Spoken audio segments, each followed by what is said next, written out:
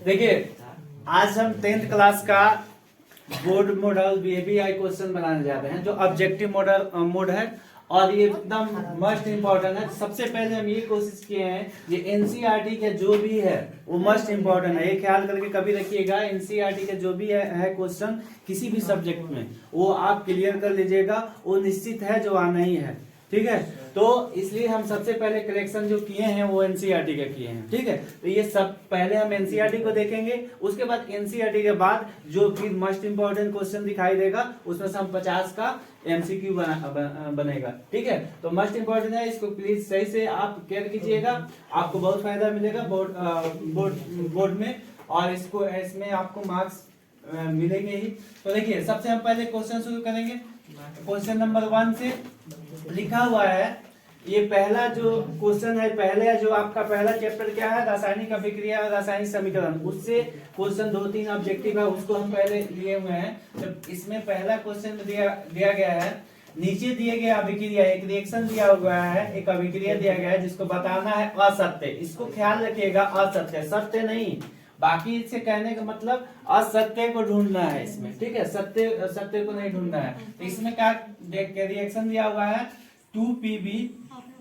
2PbO में क्या मिलाएगा, carbon और 2, तो ये बन रहा है क्या, 2Pb प्लस CO2, ठीक है। तो ये रिएक्शन किस तरह के रिएक्शन है ये पूछा गया। तो ए में दिया है सीसा उपचारित हो रहा है, बी में दिया है कार्बन डाइऑक्साइड उपचारित हो रहा है, कार्बन उपचारित हो रहा है, और इसमें डी में है लेड ऑक्साइड उपचारित हो रहा है, ठीक है। आप देखिएगा, इसमें पीबी का मतलब होता है लेड या सीसा, ठीक है। और दूसरा चीज यहाँ पे कार्बन, एसीओ का मतलब होता है कार्बन। तो इतना आपको ये बात समझ में आ गया, एक कार्बन डाइऑक्साइड और सीसा का ही बात कर रहा है कॉमन से।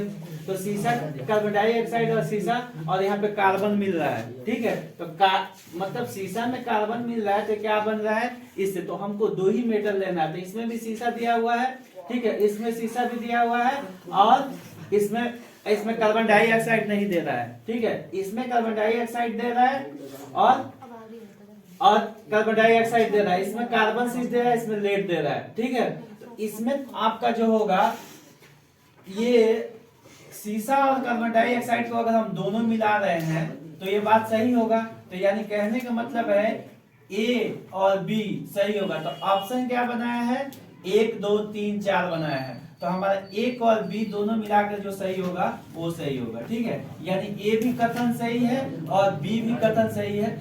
गलत है, सॉरी गलत है, ये गलत ढूंढना है ना, असत्य है, ये दोनों गलत, असत्य है। बाकी ये दोनों यानी कहने का मतलब है सत्य हो या ये दोनों सत्य है। तो ये आपका क्या हो गया, ए और बी दोनों असत्य हैं, ठीक है। तो ये चीज होता है। तो देखिए, इसको एक और चीज दूसरे तरीके से भी बोर्ड में बना सकता है। पहली बात ये कैसे बना सकता है, जैसे इसमें एबीसी ऑप्शन आपको ओमा सीट में क्या रहेगा, एबीसी रहेगा। तो यहाँ पे वो एबीसी ना दे करके वो क्या करेगा, इसको 1, 2, 3, 4 बना देगा, ठीक है, और इसमें एबीसी कर देगा। सिर्फ ये नंबर चेंज करेगा, ये मतलब सेट करने का, देखिए इसका ऑब्जेक्टिव सेट करने का ये बहुत अलग तरीके से ऑब्जेक्टिव सेट किया है, और इसमें कंफ्यूजन वाली चीजें हैं। और ये जाइएगा कोई भी कंपटीशन आप हाई लेवल के दीजिएगा, यूपीएससी वो दे रहे हैं जो बीपीएससी रहते, इस तरह से क्वेश्चन बनाता है। मतलब ऑप्शनिंग का जो तरीका है ऐसे होता है। उसमें ऑप्शनिंग 3 तरह से बनाता है, एक ऑप्शन ये बना दिया, फिर एक और ऑप्शन बना दिया। तो इसमें ऐसे किया है, तो इससे घबराने वाली चीज नहीं है। ये जो है इसको कंडीशन दीजिए, समझिए ये सवाल का पार्ट हो जाता है, ये सवाली का पार्ट है। ऑप्शन जो है आपका 1, 2, 3 ये ऑप्शन है, ठीक है। तो उसमें जब बोर्ड में बनाएगा, चूंकि होमवर्क शीट में बता रहे हैं, होमवर्क शीट में क्या रहता है, एबीसी रहता है। तो यहाँ इसको 1, 2, 3, 4 कर दे और इसको एबीसी कर दे। तो इसमें आपको ये वाला जो कंडीशन 2 है वो असत्य वाला, ये आपको ए और बी लगा देना है, ठीक है। नेक्स्ट क्वेश्चन देखते हैं 2 नंबर। इसमें क्या है, फेरस ऑक्साइड को हम एल्युमिनियम में मिला रहे हैं, तो ये क्या बन रहा है, तो इस अभिक्रिया किस प्रकार की अभिक्रिया है इसको बताना है। ये अभिक्रिया किस प्रकार की अभिक्रिया है। ए में दिया है संयोजन अभिक्रिया, दूसरा में दिया द्विविस्थापन अभिक्रिया, तीसरा में दिया है वियोजन अभिक्रिया, डी में दिया है विस्थापन अभिक्रिया। देखिए इसमें संयोजन अभिक्रिया होगा ही नहीं। द्वितीय विस्थापन मतलब होता है एक जगह से दूसरी जगह जाना, तो इसमें कहीं पे विस्थापित नहीं हो रहा है, ठीक है, तो बी भी नहीं होगा। संयोग, यहाँ देखिए यह वियोजन संयोजन के उल्टा है, ठीक है। अभिक्रियाएं के प्रकार आप पढ़े हैं, 8-9 को अभिक्रिया बताया गया, तो उसमें एक जो होता है विस्थापन अभिक्रिया, तो आपका इसमें विस्थापन अभिक्रिया ही होना चाहिए, इसमें विस्थापन अभिक्रिया ही होगा, ठीक है। तो यानी ये ऑप्शन डी आपका सत्य हो जाएगा। 3 नंबर क्वेश्चन है, लौह चूर्ण मतलब लोहा का चूर्ण में तनु हाइड्रोक्लोरिक अम्ल मिलाया जाता है, ठीक है। तनु, ये एक्चुअल में ये भी क्वेश्चन इंपॉर्टेंट है, इसलिए ज्यादा इंपॉर्टेंट है। एक्चुअल में ये रासायनिक अभिक्रिया और इक्वेशन में है, लेकिन ये जो क्वेश्चन है आपका 2 नंबर जो चैप्टर है अम्ल क्षार लवण, उससे भी रिलेशन रखता है, तो इसलिए ये क्वेश्चन ज्यादा इंपॉर्टेंट हो रहा है, क्योंकि ये 2 को चैप्टर को कवर कर रहा है, अम्ल क्षार और लवण, ये उसमें से भी रिलेशन है इसका, और ये क्वेश्चन जो दिया है रासायनिक अभिक्रिया और रासायनिक समीकरण में दिया है, तो इसलिए ज्यादा इंपॉर्टेंट है। तो इसका ऑप्शन देख लीजिए, तो इसमें क्या दिया है, ए नंबर में हाइड्रोजन गैस एवं आयरन क्लोराइड बनता है, ये क्या होगा, इसमें लौह चूर्ण में हाइड्रोक्लोरीन मिलाया जाएगा तो क्या होगा, ठीक है। तो ए नंबर में दिया है हाइड्रोजन गैस एवं आयरन क्लोराइड बनता है। बी में दिया है क्लोरीन गैस एवं आयरन हाइड्रोजन बनता है। सी में दिया है कोई अभिक्रिया नहीं होता, ठीक है। और आयरन लवण एवं जल बनता है, ठीक है। इसमें क्या, इसमें 4 ऑप्शन है, इसमें से कौन सा होना चाहिए, ए होना चाहिए।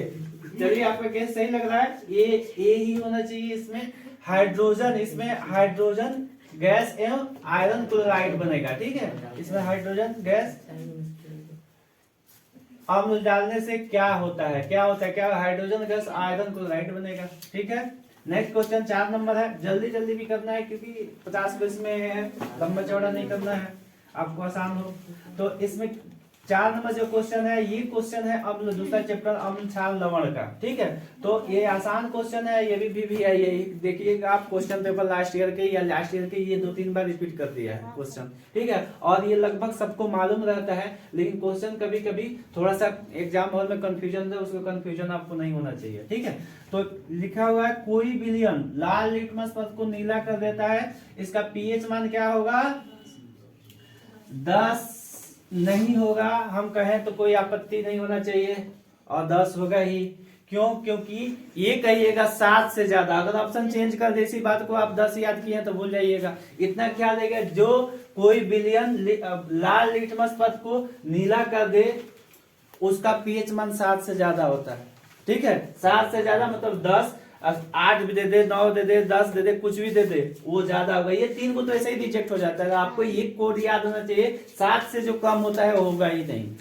जिसका पीएच मान इसका 1, 2, 3, 5 कुछ भी रहे, 6 तक रहे, 6.5 तक रहे, तभी भी उसका मतलब 7 से कम रहे तो उसका वो हो ही नहीं सकता है।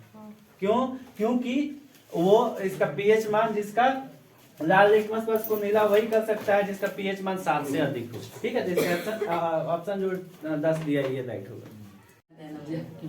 देखिए नेक्स्ट क्वेश्चन दिया हुआ है 5 नंबर में, कोई विलयन अंडे के पीसे हुए कवच जो ऊपर से खोखला रहता है उससे अभिक्रिया कर एक गैस उत्पन्न करता है जो चूने के पानी को दूधिया कर देता है, चूने के पानी को दूधिया कर देता है। इस विलयन में क्या होगा, इतना याद कर लीजिएगा सिर्फ जल्दी से, HCl हाइड्रोक्लोराइड, ठीक है। HCl इसको रट लीजिएगा, जैसे भी है उसको रट लीजिएगा क्योंकि सेम टू सेम ऑप्शन बनाएगा, अब ज्यादा इसमें फॉर्मूला लेने के नहीं है। NaCl का 10 ml विलयन HCl के 8 ml विलयन से पूर्णतः उदासीन हो जाता है यदि हम NaOH मतलब सोडियम ऑक्साइड के ऊपरी विलयन का 20 ml ले तो इसे उदासीन करने के लिए HCl के उसी विलयन के कितनी मात्रा आवश्यकता होगी, कितनी मात्रा आवश्यकता होगी, ये है। ठीक है, तो इसका आप जो भी है, इस चूंकि एनसीईआरटी है तो हम बार बार कर रहे हैं, वही सेम टू सेम देगा। ठीक है, तो आप याद ही कर लीजिएगा, या इसका चूंकि नंबरिकल है तो इसका कैलकुलेशन भी किया जाएगा, तो इसे कैलकुलेशन कर कुछ जोड़ के कुछ घटा के कीजिएगा तो आप देखिएगा फाइनली आएगा आपका 16 ml मिलीलीटर। ठीक है, नेक्स्ट क्वेश्चन है 7 नंबर। 7 नंबर में दिया हुआ है अपचायन का उपचार, अपच है ये। अपच मतलब हम कहते हैं क्या चीज,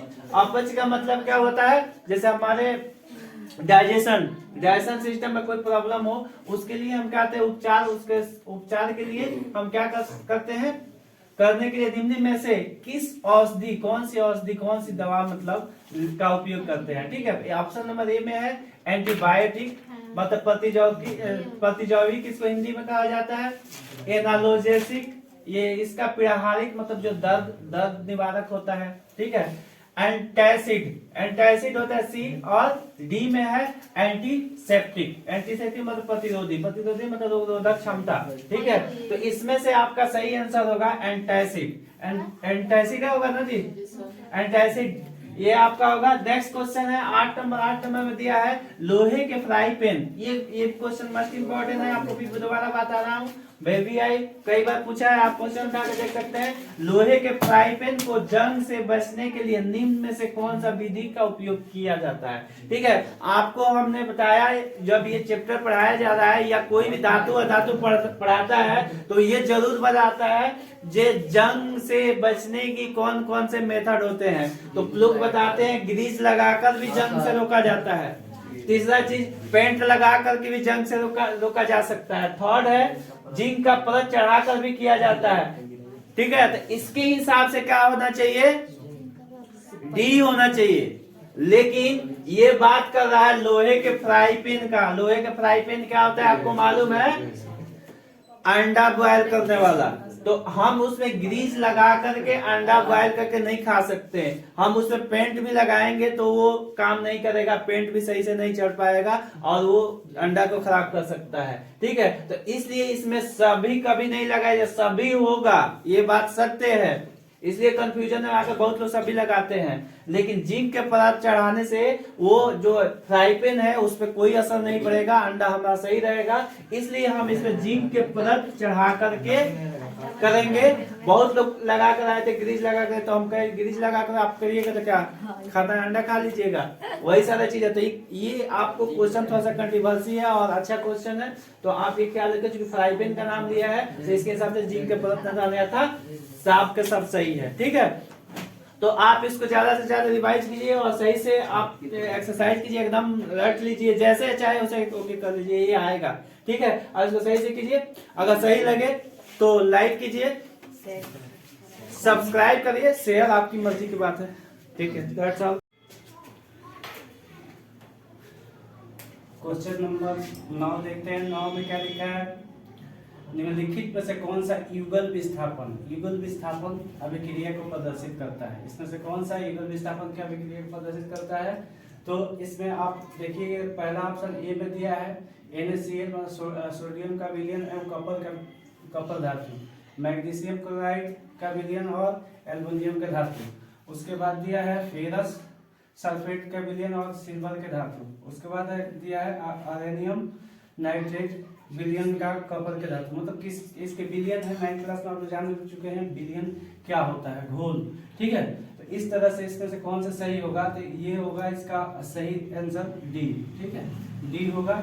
फिर नेक्स्ट क्वेश्चन है आपका 10 नंबर में दिया है कोई धातु ऑक्सीजन के साथ अभिक्रिया कर उच्च गलनांक वाले यौगिक निर्मित करते हैं। यह यौगिक जल में विलय है, मतलब जल में विलय मतलब जल में घुल सकता है। यह तत्व क्या हो सकता है, क्या है ये बताना है। ठीक है, तो इसका जो होगा आंसर आपका कैल्शियम होगा। ठीक है, इसका कैल्शियम होगा, ये जल में घुल सकता है, कैल्शियम मतलब चूना, ये जल में घुल सकता है, ये कैल्शियम होगा। राइट आंसर इसका कैल्शियम होगा। नेक्स्ट क्वेश्चन 11 नंबर है। 11 नंबर दिया है खाद्य पदार्थ मतलब खाने वाला चीज के डिब्बों पर जिंक का बजाय टीन का लेप चढ़ाया जाता है। उसमें जिंक का लेप हम नहीं चढ़ाते हैं, कंपनियां जिंक का लेप नहीं चढ़े, उसके जगह पे टीन का लेप चढ़ाती है।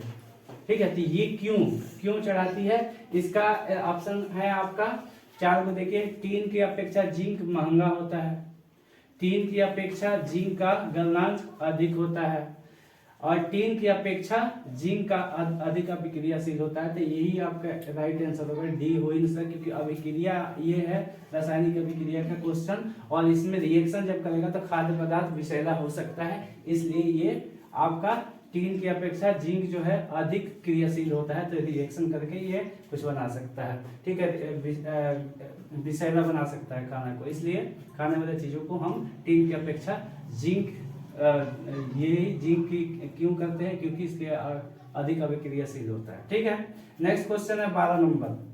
12 नंबर क्वेश्चन में दिया हुआ एथेन का आणविक सूत्र होता है C2H6।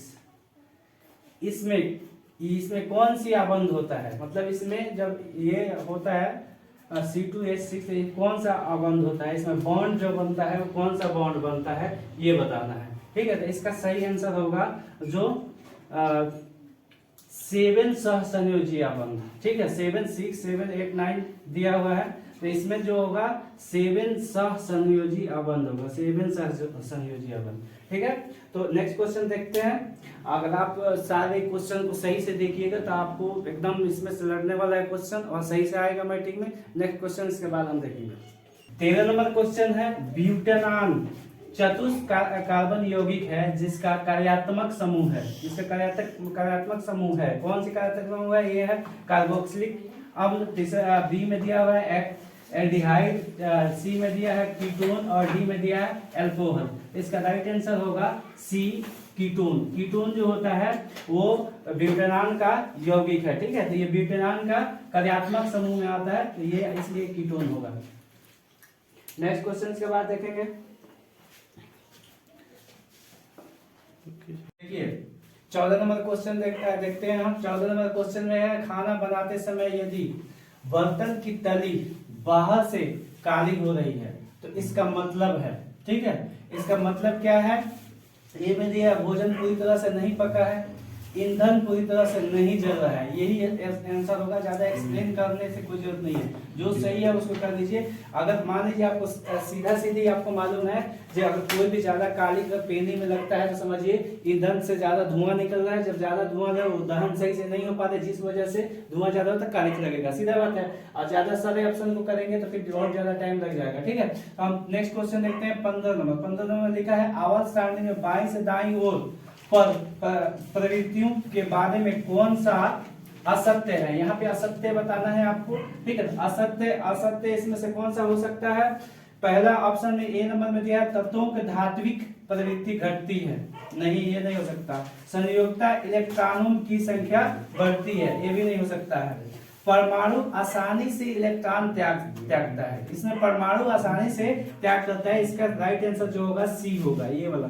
ठीक है, इसके बाद नेक्स्ट क्वेश्चन है 16 नंबर। 16 नंबर में लिखा है XlCl2 सूत्र वाले ये वाला एक क्लोराइड बनता है जो एक ठोस है तथा जिसका गलनांक अधिक होता है। आवर्त सारणी में तत्व संभवतः किस समूह में आएगा, तत्व किस समूह में आएगा, ये सोडियम, मैग्नीशियम, एल्युमिनियम या सिलिकॉन। तो इसमें आपका मैग्नीशियम होगा, सही राइट आंसर होगा सही मैग्नीशियम। ठीक है, Mg। नेक्स्ट क्वेश्चन है आपका 17 नंबर। 17 नंबर में क्या है, मनुष्य के, ये बायोलॉजी यहाँ से शुरू हो रहा है। ठीक है, बायोलॉजी के क्वेश्चन है।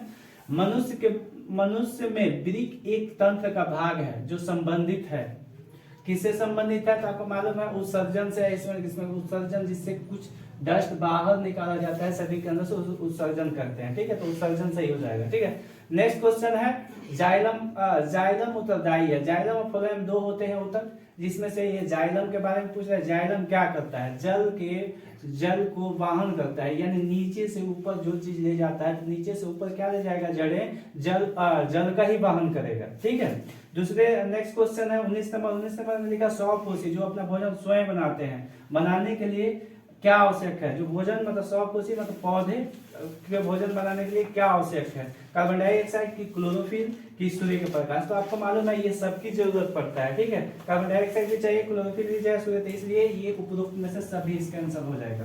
लास्ट क्वेश्चन है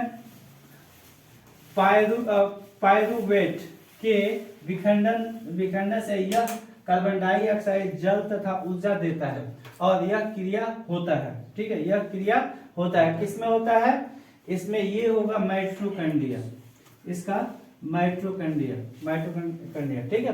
तो ये सारा चीजें हैं, ठीक है। देखिए ये नेक्स्ट क्वेश्चन में निम्नलिखित में से कौन सा पादप हार्मोन है, पादप है मतलब पौधों में कौन से हार्मोन पाया जाता है, ठीक है। तो इसमें दिया है इंसुलिन, थायरॉक्सिन, एस्ट्रोजन, साइटोकाइनिन, ठीक है। तो इसका राइट आंसर जो होगा साइटोकाइनिन होगा, ठीक है। नेक्स्ट क्वेश्चन 22 है, दो तंत्रिका कोशिका का मध्य खाली स्थान को क्या कहते हैं, इसको कहा जाता है सिनेप्स, इसको याद रखिएगा, सिनेप्स। नेक्स्ट क्वेश्चन है मस्तिष्क उत्तरदायी है सोचने के लिए, हृदय स्कंदन के लिए, शरीर के संतुलन बनाने के लिए, सभी। तो ये सारे के लिए मस्तिष्क ही सब चीज का मैसेज हेडक्वार्टर है, सब चीज का वही मैसेज देता है, तब हमारे शरीर की एक्टिविटी, इसलिए सभी हो जाएगा इसमें, ठीक है। नेक्स्ट क्वेश्चन है अलैंगिक जनन मुकुलन द्वारा होता है, ठीक है। अलैंगिक जनन मुकुलन द्वारा होता है, तो इसका किसमें अलैंगिक जनन मुकुलन द्वारा होता है, तो ये हो जाएगा इसका ईस्ट जो है, ईस्ट राइट आंसर हो जाएगा, ठीक है। नेक्स्ट क्वेश्चन है 25 नंबर में लिखा निम्नलिखित में से कौन सा मानव मादा, ये मोस्ट इंपॉर्टेंट है, नेक्स्ट टाइम पूछ चुका है क्वेश्चन, और हम इसको बताए थे ये आएगा और ये आया भी था, लेकिन दूसरे जगह हम देखे तो बहुत लोग क्वेश्चन का आंसर, लेकिन सिंपल क्वेश्चन है, ये पूछ रहा है मादा जनन तंत्र का अंग नहीं है, तो ये भी मादा है, ये भी मादा है, और ये भी मादा है, ये मादा नहीं है, ये नर है, शुक्रवाहिकी, ठीक है। ये हम लगाएंगे शुक्रवाहिकी का। नेक्स्ट क्वेश्चन है परागकोश, जो पोलिनेशन में होता है परागकोश, तो ये परागकोश किसका अंग है, ये होगा परागकण का, परागकोश होता है जो परागकण का होता है, ठीक है। ये हो गया आपका समजातंग आपको मालूम है, समजातंग एक जैसा किसी भी जीव का अंग उसको समजातंग कहते हैं। तो इसका आंसर में ऑप्शन में दिया हुआ है हमारा हाथ तथा कुत्ते की अग्रपात, सही है ये भी, ठीक है। नेक्स्ट है हमारा दांत तथा हाथी का दांत, ये भी सही है। आलू एवं घास की ऊपरी भूस्तरी, ये भी ऊपरी भूस्तरी मतलब ऊपर जो रहता है वो वाला भाग, तो ये तीनों ही सही है, यानी उपरोक्त में से सभी हो गए इसका आंसर, ठीक है।